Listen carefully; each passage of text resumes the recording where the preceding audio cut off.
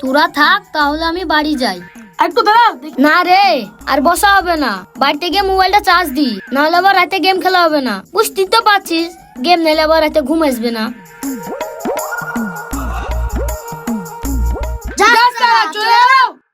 যাবে না তো তোর জন্য বসে থাকবে নাকি? একটা মোবাইল কিনবে না, তাহলে যখন ইচ্ছা তখন দেখতে হবে।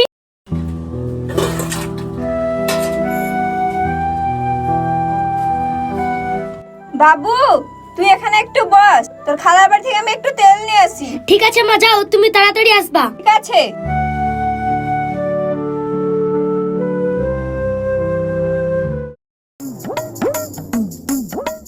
এই শাহিন আসেনি? কি ব্যাপার, আজ আসবে না নাকি? ওসব বাদ দে, যার মোবাইল আছে শেষ লোকে না, তাই দেখ ওই যে আসছে।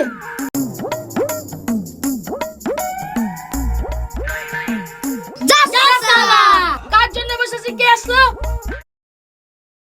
ওরা সবাই এতক্ষণ মোবাইল দেখতে লেগেছে, কি ব্যাপার? মাও তো এখন এলো না, কি যে করি।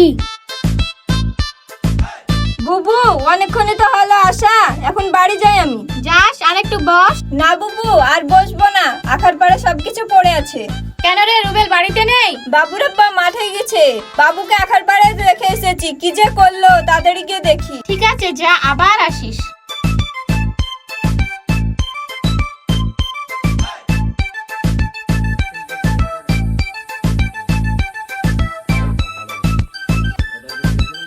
ঠিক যা ভেবেছিলাম তাই হয়েছে, আজ রান্না করা থাক, ও যে কোথায় গেছে তাই দেখবো।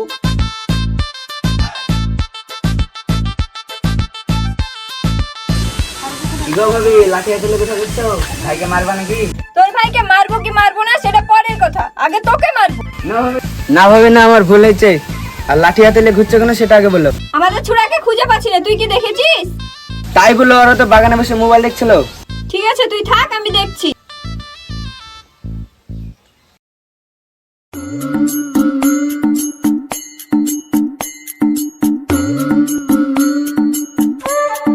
ওই যে শাহিন, তোর মা আসছে।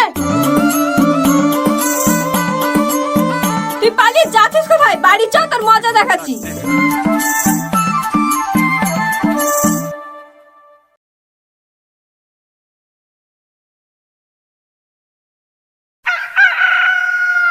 ওই গো দিশা, এক গ্লাস পানি দাও। লাবু পানি? তোর মা কোনটা যাই জানি না। পাখাটা কই, গরম লাগছে তো।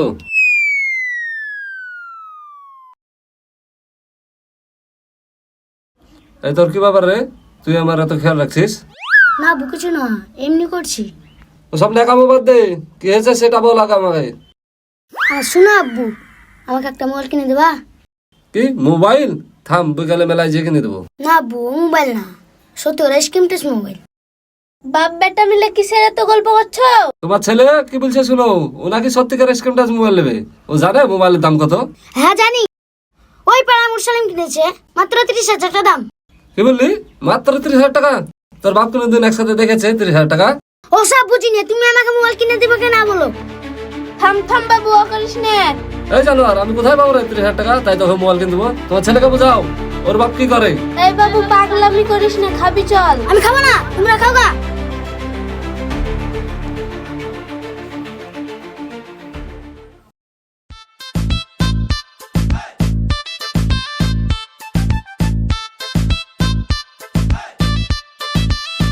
কিরে কয়েস, তুই নাকি মোবাইল কিনেছিস?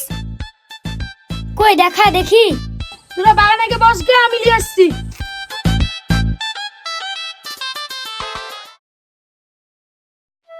কত আশা? কি বলছো বলো? বলছি ওই টাকাটা নিয়ে এসো, জমিদার বাবুকে দিয়ে আসি।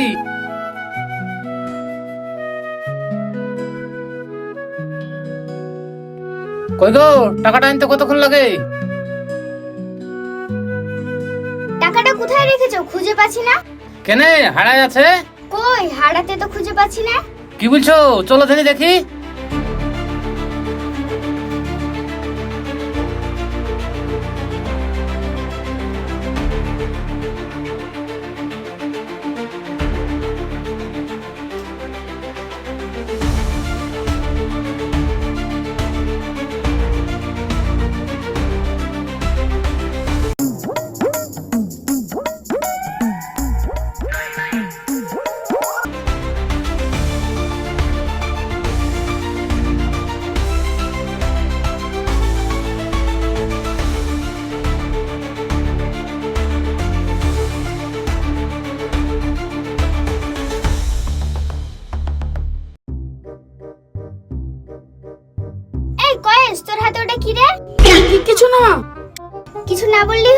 দেখি ওটা তোর হাতে কি?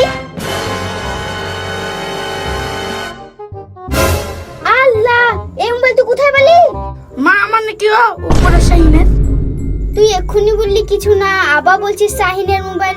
চ এক্ষুনি শাহিনের কাছে। ও তাহলে টাকাটা তুই নিয়েছিস না? কি করব? তোমরা রোজ বলছো মোবাইল কিনে দেবো কিন্তু কিনে দিছো না। তোর কিছু বলিস রে? জমিদার বাবুকে টাকাটা দেবো বলে গুছে গুছে থুয়েছিলাম, সেটাও হ্যাঁ। তুমি একটু শান্ত হও, ছোট ছেলের মগজ ভুল নাই করে ফেলেছে, কি করবার বলো? করার অনেক কিছু আছে, শুধু পারি না তোমার লেগে। এই জানো তোর লেগার কথা শুনবো রে।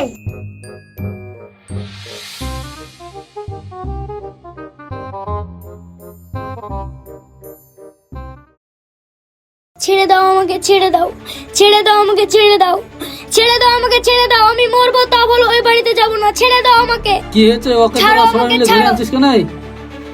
আর বলো না, তোমার বেটা ওই জাম গাছে গলায় দড়ি দিচ্ছিল। আমরা যদি না দেখতাম তোমার বেটা আজ মরে যেত। ও তোকে মোবাইল কিনে দিনে বলে তুই মরতে আসিনি না? তুই ভালো করে শুন, তুই মর আর যাই কর, তোকে আমি মোবাইল কিনে দিতে পারবো না।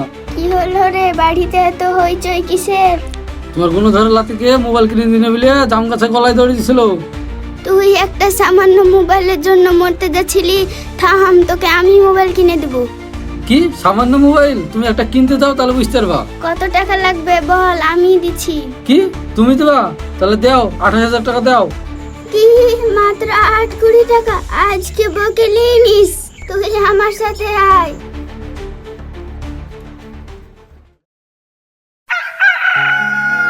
কি করো ফিকুল, তোমার ছেলেকে নাকি 30,000 টাকা মোবাইল কিনে দিলে?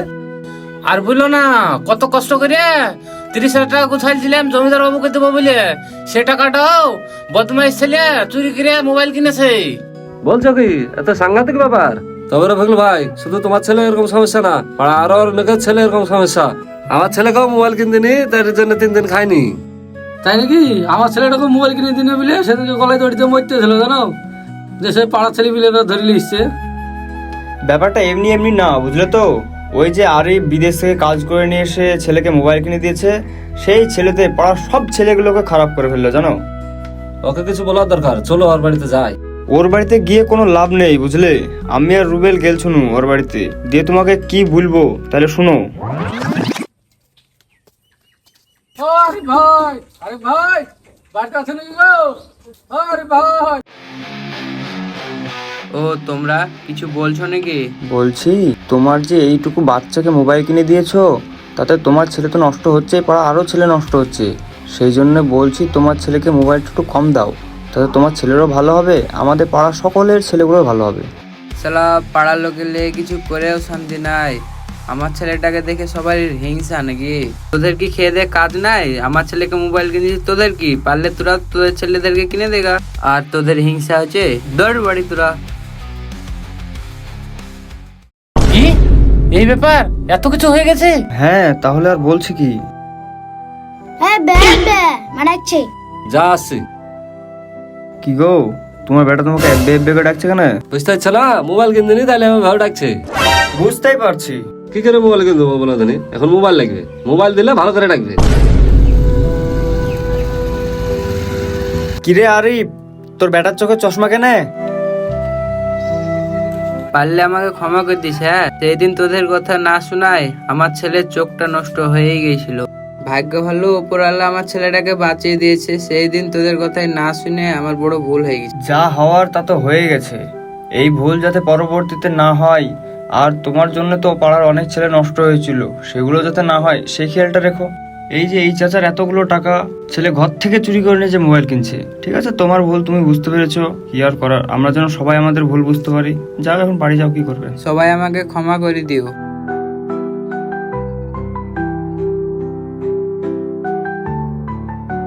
আর বন্ধুরা, তোমাদেরকে বলছি, তোমরাও বাচ্চাদেরকে মোবাইল দিও না, যাতে তাদের ভবিষ্যৎটা অন্ধকার হয়ে যায়। আমরা যেন আশেপাশে সবাইকে মোবাইল থেকে বিরত রাখতে পারি।